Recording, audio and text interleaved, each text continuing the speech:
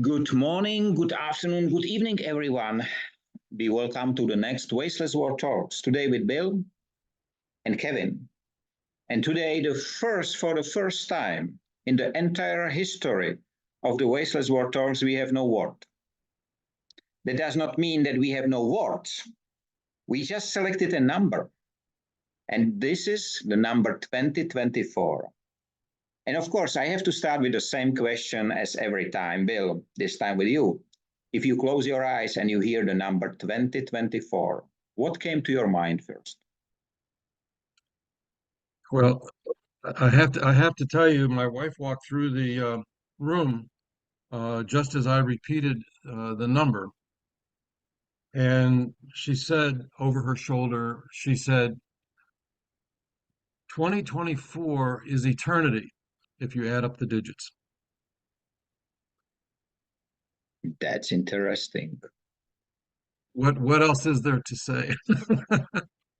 It's great to have a great wife. So what about you, Kevin? What do you see? Well, so far, 2024 is only 38 days old. So I'm prepared to give it the benefit of the doubt. But if it's anything like last year, that doubt will soon be dispelled and it'll be the same mess that we had last year. I think already we're facing 2 wars, and one of the wars is spreading at an alarming rate. And yeah, looking for leadership from the UN, which will never occur. Looking for leadership from our governments, which will also never occur. So although it's young and I'm prepared to give it the benefit of the doubt, I think it will let us down. That's interesting, because this is the first time in the entire history of our talk that your answer is so different from the answer which I get in the noontime. Same discussion, same topic. Because in the noontime, every single one who joined said it is the year of really big change. We feel it. And, you know, just before I started the noon event, I started to write the new chapter for the Wasteless World story. It will be published at the beginning of June, or originally, maybe I will do it earlier. And the name of that is 2024 is not 1984. And I'm sure you recognize what I mean. And I have exactly the same feeling like the people. I think that this year, because if you look around all the giants, all the movements all the fear which they have instead of spread, I think that it's really welcome, the change. That's and the eternity, which was mentioned by your wife, Bill, I think we are there. When you have a terrible habit, you drink too much, or whatever, they say that you really need to hit rock bottom before you wake up and you change. So in 2024, I don't know if I get the number right, but there are 60 elections, presidential elections around the world this year. A huge number.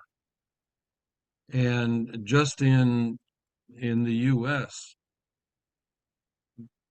the elections, if for no other reason than just the elections, will be a memorable year. And maybe we have hit rock bottom, or maybe we hit rock bottom last year. I also see it as a time for change. And I'm reminded of my friend who speaks about the future, and she said that the pace of change today is the slowest we will ever see. And so maybe it will speed up. I've read this strange thing. Somebody has written that enjoy every year and make the most of it, because the one you will be in next year will be hotter. And so at least in that respect, we can say that 2024 will be cooler then 2025 and 2026 and 2027 and 2028. But apart from that, I mean, in a way, what people were saying at lunchtime is right in the fact that it is time for change. We need to change now because we are on the precipice. But I don't trust our species to do the right thing until a disaster really happens, when one of the ice shelves in Antarctica melts or something like that. Then we will act. But I just don't believe we will act beforehand. I do believe that. And because it's you, me, Bill, and many others who woke up generally. And we did it a long time ago. You know why it will come? Because I bought new shoes, so it must come. Bill, you would like to add something? There was a speaker on the radio yesterday who was talking about she was basically talked about the climate change, but changes of all sorts, but the climate change. And she's recording people's thoughts from different countries. And what she's trying to prevent is climate amnesia. That's what she called, I think that's what she called it. But basically, she is concerned that the younger people growing up do not remember. For example, when I grew up, there was snow all the time. We didn't see the grass between the 1st of November and Easter. It was just snowing all the time. And now here in Connecticut, we've had 1 inch of snow in the last 3 years so far. So we don't remember. So if the kids don't remember what the climate used to be, then how will they know that there's been an awful change? Because they don't remember the awful change. I think that generally the climate is the smallest issue. I think that the biggest change will be realized. You have mentioned the number of elections all over the globe.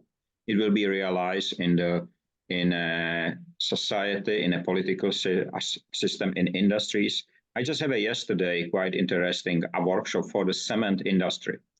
And I mentioned, do you know that you work with slag, you work with generally dust and so to put it in the production of cement.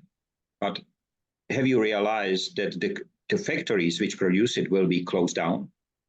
Have you realized that the steel production will look different and there will be no slag or very little? And these people who spent all their life in the cement industry said, well, we never thought about it. We read the news that a power coal station will be closed, but we never connected to our business. But you are right. So, and these, I think that helps, thanks to help of the technology, for exchanging of information and data, helps a lot to opening the eyes.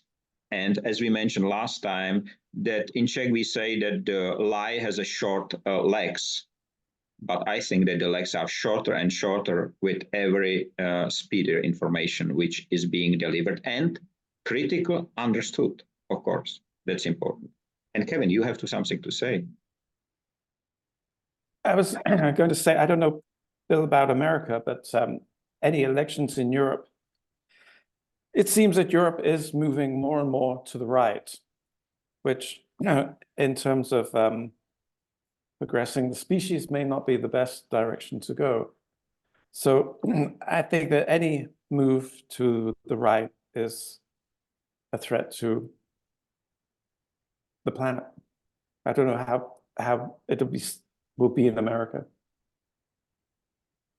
Do you remember, Kevin or Bill, that the Germans any time during our life united like they do today, the farmers, the the pilots and everyone, even the citizens do understand why the farmers are on the roads. To be honest, I do not remember that. And I spoke with several people and they said, I do not remember they are 50, 60. This is the first time. And everyone is very surprised, especially by Germans, which follow the orders. Yeah, I think also coming from the United Kingdom, we don't know how to strike, but we always admire the French who are so extremely good at it.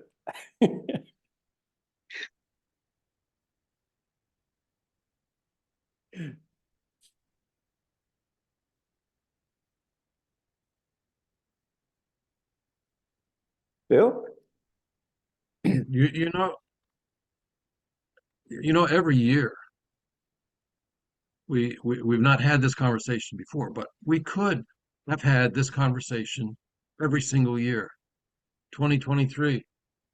Oh my gosh, can you imagine this is happening? And what about, and then 2024 comes, and then 2025 will come and surprise us all. So, you know, quite honestly, I'm part of me is reaching the point where it says, I don't care. Okay, I'm going to go down to the beach when we're done here. I'm going to walk along the beach. I'm going to throw some stones. I'm going to pick up some trash. I'm going to be at the beach. And you know, the waves down there at the beach have seen all of this before. We're acting like it's brand new, like, oh gosh, I'm surprised. And the waves just say to me, I've seen all of this before. So just take a deep breath and the sun will come up tomorrow. And that's the feeling that comes over me every time I walk on the beach. And you friends you talk or on the news media, and it's calamity. Oh, it's the end of the world. It's Armageddon, right? And somehow I don't believe that. I believe that the world has seen far worse than what we're seeing now. I generally, you know, that I do not divide between right and left in the politics. For me, politics in general, it's a wrong thing. Same as the economy is built on wrong principles, and we encourage others to follow these principles, even we knowing they are wrong. So I think that the system must change itself. But it was interesting yesterday. In the morning, I started with a discussion with one of the general managers, and he sent me a short article about the president in El Salvador. I don't know whether you El Salvador. Yeah. Right. So I heard the same thing yesterday. Mhm. And it was interesting because in the afternoon I have this a webinar in the cement industry, and there came the Industry 5.0 ambassador from El Salvador, Miguel, and he said, Michael, you know, we have this president, and I said, yeah, I read about it, and you know what? Despite all, he cleaned up or he stopped the crime in the country. How he did, it's another question. But Miguel said it's very interesting because the people who left the country because of safety issues, they are coming back. Nobody pushed them. They are just feeling that the country which they love, which they has been born, and even the rich people, so as the poor people, are coming back. And that was very interesting because it was not about whether it's right or left. It was about the safety. It was about the other conditions which they right now, I believe. And he said there is some main route or some main road. He said, no, for the last 10 years or 20 years, nobody dared to go inside because it was so dangerous. Today, even children are walking on the streets. It was very interesting. And I know this is a young president and so on, and I do not agree with all the steps. But you must not agree. If as I said, and we said it last time, I think, if you do not hurt anybody else, be happy or live your life. This is part of the song of the Hair, Generate the Hair song. in the musical. The advice of a parent to a child. And that was very interesting. So I think that the change is really coming. Many countries see it. And I see the people woken up. So this is why I do believe that the 2024 will be different. And I see it in my work every single day. And it's so interesting. So interesting to be alive there, you know. It's like the waves. You know, there will not be two waves the same on the beach. So you know every single time you came, the wave will be different. So this is why I really I try to start a discussion with the people who are behind the ISO 56001 innovation ISO, and it's quite funny, to be honest. Try to put in a bracket something which is so good because it has no brackets. But they explain partly that it can be the system in which the innovations are implemented, not the innovation itself, which is understandable. So you can have some procedures which you will watch and so control. Why not? But you cannot, but it's unfortunately wrongly named. It's ISO for innovation. That's completely wrong name. It's like courses that teach creativity. I've always wondered how those work because Yep. There was a quite interesting video yesterday I saw comparing the secondary utilization of water in Australia and Singapore. And the Australian, the party who was against, which was the water company and some big players who make a lot of money on new water, they call the water which is recycling, they call it toilet water. Do you want to drink toilet water? And of course, nobody wants to drink a toilet water. But the Singaporean call it, I think, new water or something like that. So a very different term. And they has been able to really realize the project which solve big part of the scarcity problem with water in Singapore. So what is new water? Is there any such thing? No, but the name was interesting. Just the name generally made the project successful. And this is why I'm speaking about it, because we already a long time ago, we said that the language which we use is the key. So if you use it right, it will open the door. If you use it wrong, it will shut the door. It will be still the same key. And what we generally discovered, and it was quite interesting part, I have recently seen, and maybe for your grandchildren, very interesting game. You take a bunch of colored magnets and you draw a line in a sand or on a table or put whatever there, and everybody get his color, and you put it inside the circle. And the intention is not to be locked by the other magnet. And the winner is who has no magnets in hand. You know, but the magnets work with this, they are trying to get together. So we have to be very clever where to put. And just now we realize during the noon discussion that we are like the magnets, you know, so we attract some people. And it is strange because the magnets attracts the opposite. So plus attracts minus. They get together. But if you have two pluses, they push each other. So I think that when the humans really will connect, will be this plus and minus together, which means we have to put our differences away and follow one aim. But then all the giants which will try to join will be just pushed away by stronger and stronger force, even without touching them. And that was quite interesting image which I get in my head. So that will be for sure part of the article which I will write, because it's very interesting image. And for sure you remember, I think it was in the 70s or 80s, I was even part of it. There has been made so-called human chains. where the people really hold the hand of the others, and they cross across the city or across the country. And it was very strong movement, which I think completely disappeared. I do not remember to see the same in the last 20, 30 years. So quite interesting. Yeah, I remember that too. Mm-hmm. But a lot of just going back to water for a second, a lot has to do with presentation.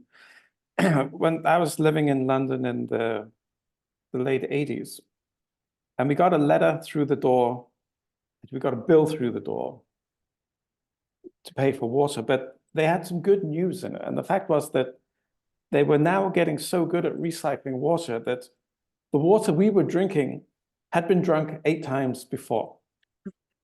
And I don't think that was the best thing to say. How did they count that? Yeah, I think what they do is they must give it to the Queen. She goes first. It is quite interesting. I suggested generally for the one who would like to make the next water recycling successful, to call it space water.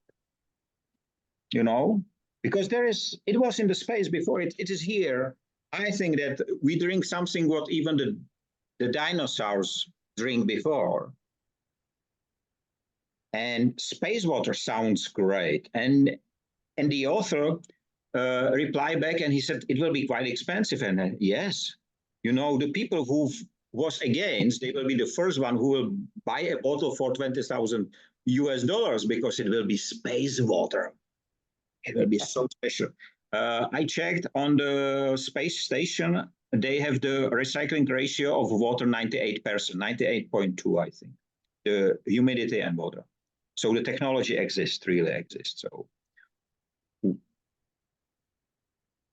I was working on a project looking at getting water from Greenland, from the ice cap. You know, some of the it goes down 2 kilometers deep, some of this ice. So you could drill down until you get to the strata, which is 2,000 years old, and actually sell water that is 2,000 years old from the year 0. But unfortunately, the costs were so prohibitive that it just couldn't be done. Just now there is a Greenland company. It was promoted by BBC, and I saw it in some newspapers all around the globe, who take the ice and deliver it to Dubai. You know, so I will kill for money my own country, I mean the inhabited, which is dedicated or which is dependent on ice, just for short time money and happiness, to make someone happy that he can flush the toilet maybe with the Greenland water. It's sad. It's sad, but it is a business model. And I think that we will see a big change of the business model already.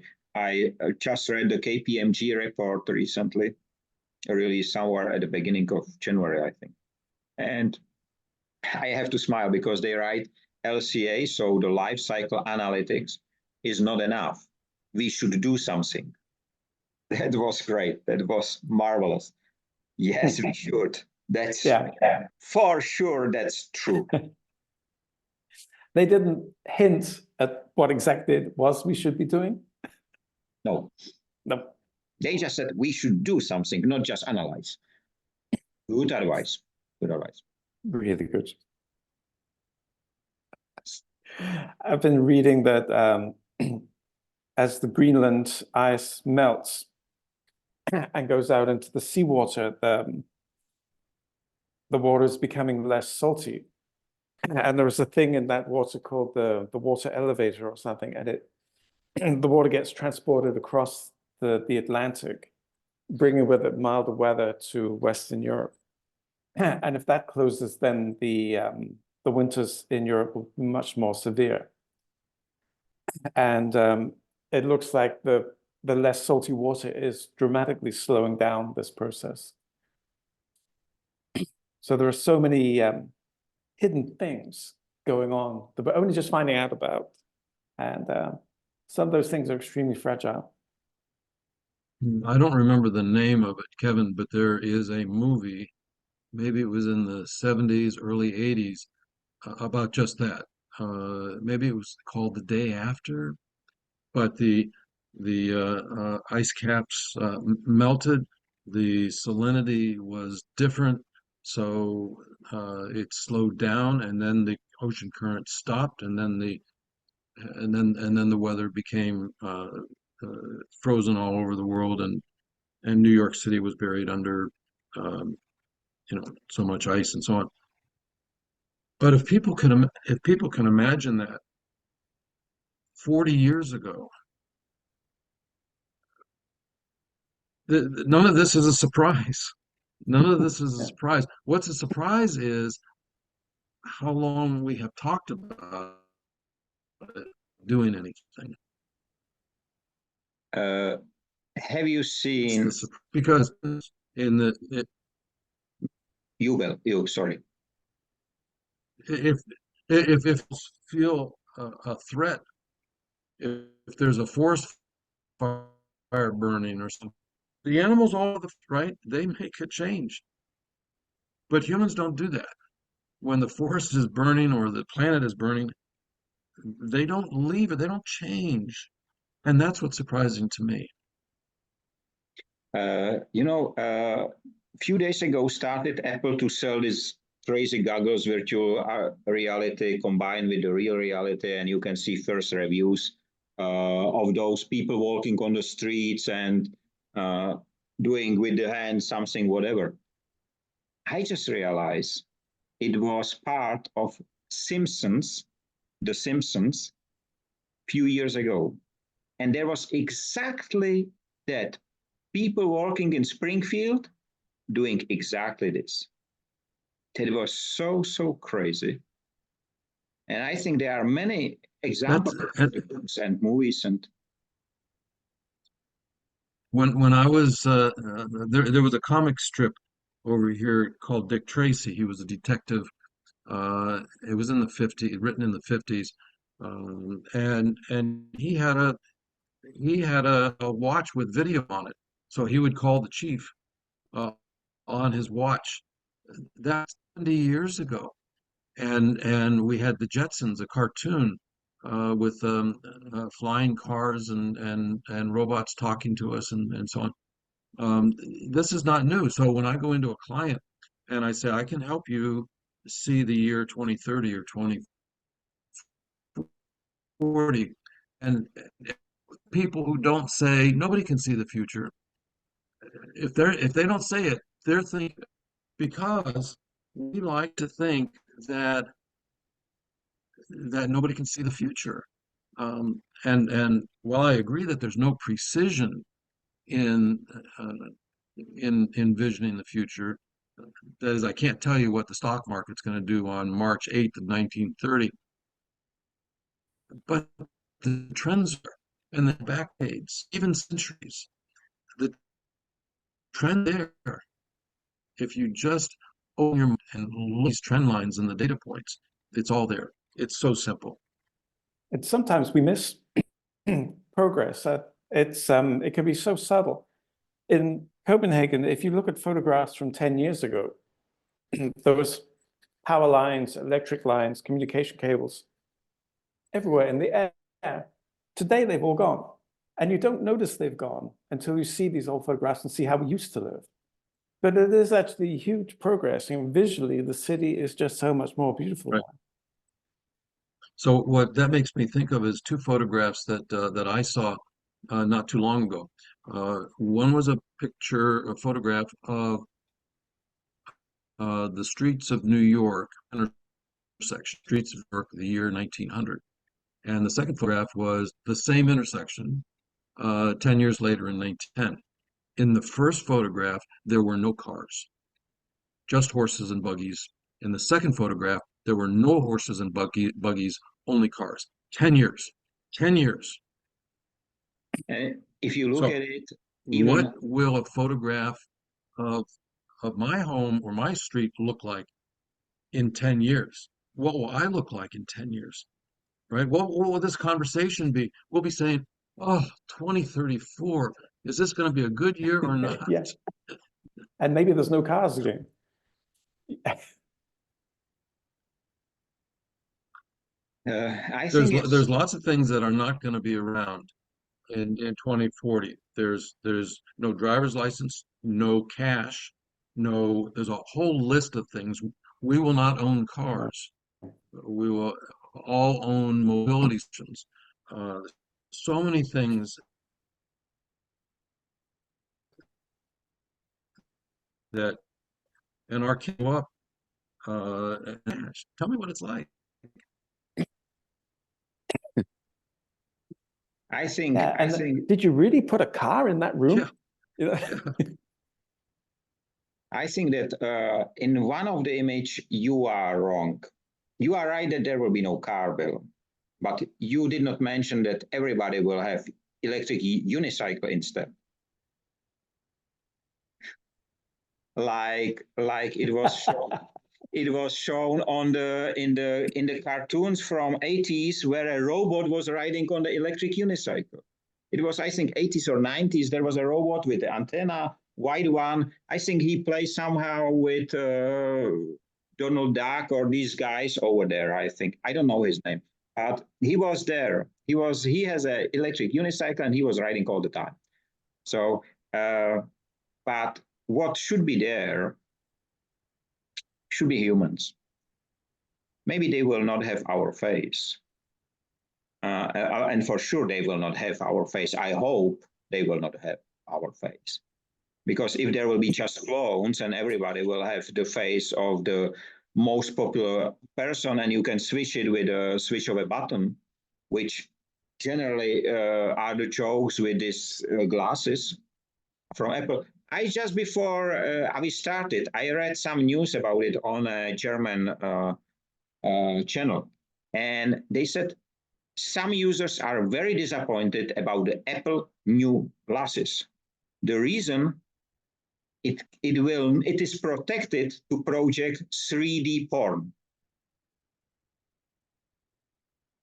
So it was really, I have to exactly your reaction.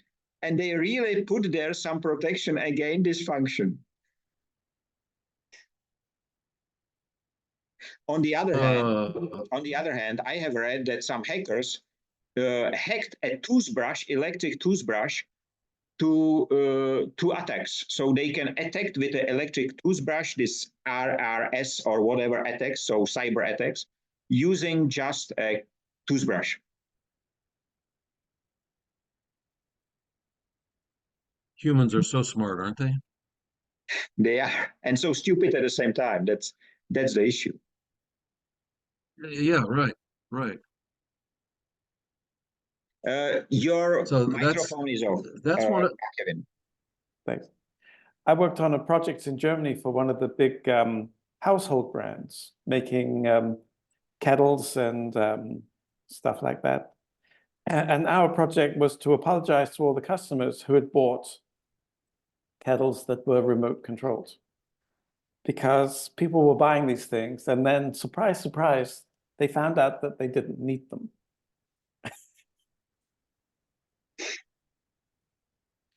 I mean, have you been successful on this project? Well, no, I wouldn't say so. It was, yeah, putting a plaster on a wound that was self-inflicted. But Bill, you would like to add something before? No, if I did, I've completely forgotten what it was. But I am always amazed at the ingenuity that people have on so many millions and millions of different subjects that I've never spent 2 seconds thinking about. And what made me think about that was there was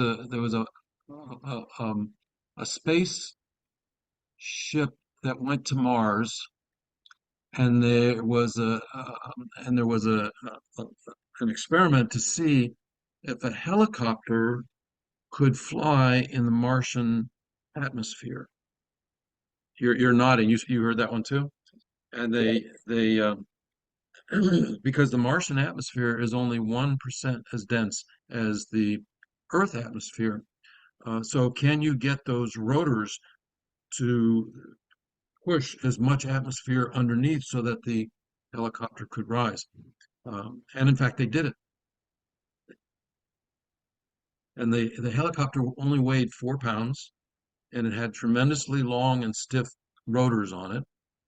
And they expected it to be running around Mars taking pictures for a month, I think. And it ended up doing it for 2.5 years. And then as they're discussing it, all of the parts of that helicopter were bought off the shelf. Nothing was designed from scratch by NASA or somebody else because the budget was so low for this. It was all off the shelf, and the battery, for example, were lithium-ion batteries that you use that have been designed for cell phones, and a lot of the circuits and so on. It's all off the shelf. Can you believe we flew a helicopter on Mars for 2.5 years with off the shelf parts? And so just human beings just amaze me at some of the accomplishments. So I have to feel hopeful about the future. If we could just get our act together and treat each other nicely, the sky's the limit. Or as the people from NASA said in this interview, the sky is no longer the limit. We have, And like Yogi Berra said, the future isn't what it used to be. Oh, right. I like that. we have 2 more minutes to go, so it's running again. It's quite funny, and I think that even the helicopter on the moon, which was there, On Mars. Mars. but I think there was one on the moon as well. I don't know by whom, but it must be the deal of the dreams, you know.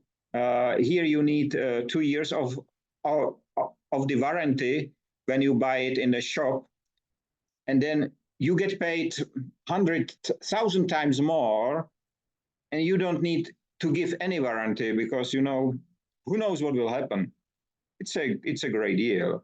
But as I said at the beginning, I think I see this year 2024 from my perspective as really the groundbreaking one. And I do believe it will be not the next 1984.